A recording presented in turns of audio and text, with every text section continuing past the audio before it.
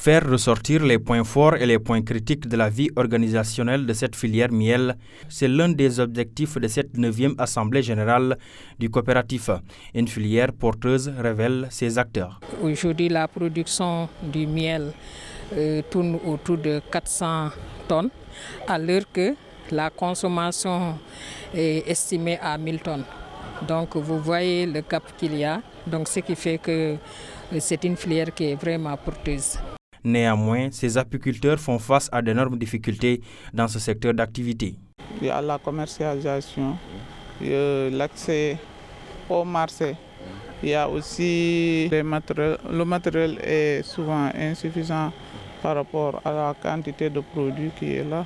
Nous sommes là, on vend dans les petites surfaces, Kolda, Dakar. C'est d'abord l'envahissement du marché par du miel tout venant et du miel importé, impropre. Ça, vraiment, ce sont nos difficultés. Et aussi l'acquisition des équipements de production, de traitement et de conditionnement de miel. Lors de cette assemblée générale, il était question de faire le bilan de la dernière campagne apicole sur le rapport financier. Nous faisons en sorte que la coopérative puisse disposer tous les outils de pilotage et d'aide à la prise de décision.